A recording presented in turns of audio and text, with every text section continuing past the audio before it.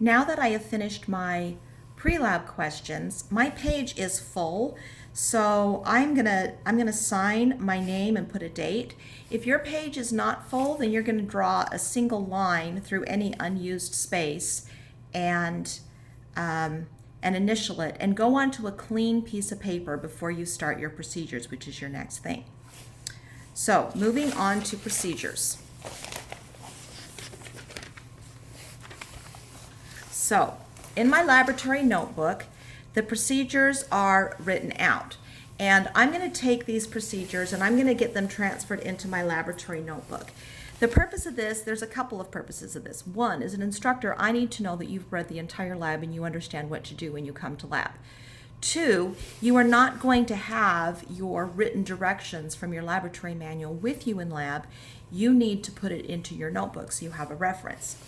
And then the third thing I'm going to be doing is creating a space for me to take notes and annotations for this while I'm in lab. This is really tight and compact writing, and there's no place to write anything down once I get going. So I'm going to read this, and as I'm reading it, I am going to jot this down. Now I'm going to use a 2-column format. I've gone to a new page, so I need to complete my headers again. So it's okay to abbreviate your title, but at the very least I need to know the date that you started the lab, what is the title and your name, and then what course are you taking. So, and I've put in my clean buffer page so that I am not going to be bleeding onto extra copies. So I'm going to be using a 2-column format. So I've got a line that comes down the middle of the page. I'm just going to emphasize that. And over here I'm going to write down my planned procedures. And the idea here is this is what the instructions tell me to do. I'm going to write as much details in bullet point. I don't have to use complete sentences.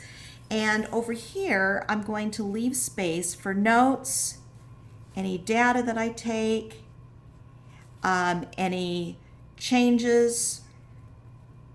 Okay, so the first thing I'm going to do is that it says weigh 100 milliliter beaker and record the mass as beaker number 1. Use an analytical balance. So now I know that we actually at this point only have one type of balance in the lab. They're analyticals. Those are the ones that weigh out to 5 decimal points. And I'm going to annotate that, make sure I've read that. So here I'm going to go like this. In fact, I'm going to do this as a picture just because. I mean, I'm going to take a beaker. I know what a beaker looks like. This is a 100 milliliter beaker.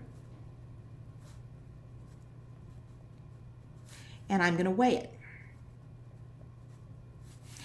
So over here, I'm just going to create a space for myself.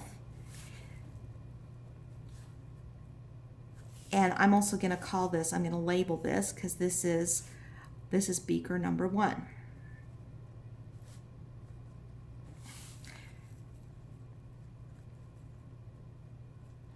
So I'm going to continue doing this all the way through. So number 2, I need to put 2 grams of mixture into the beaker. So I'm just going to write down, put approximately 2 grams in beaker 1. And I'm going to weigh it again. And then over here, when I get to lab, I can fill this in. So this is going to be blank grams, and the weight of this is beaker 1 plus mixture. Okay. Step 3, record. I need to mass or weigh. Maybe that's what I want to do. I'm going to change my word. So if I change, I make a mistake, I single line through. I'm going to initial it, and I'm just going to say weigh a weighing paper. And I'm going to create a space, blank grams, and this is the weighing paper.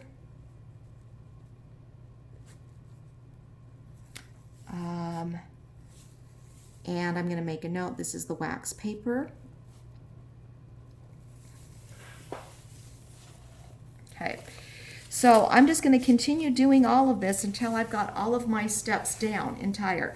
So I'm going to notice how when I'm doing this, I'm not being super tight. I'm leaving space because what's going to happen if I get into class and the teacher changes the rules, changes the procedure and says don't weigh 2 grams, weigh 3 grams. I can simply make a change, and I can say like over here, change it to 3 grams, or I can cross it out here and put 3 grams and initial it. But if I make it too tight, I'm not going to have enough space. So I'm just going to continue doing that till I get all of the stuff.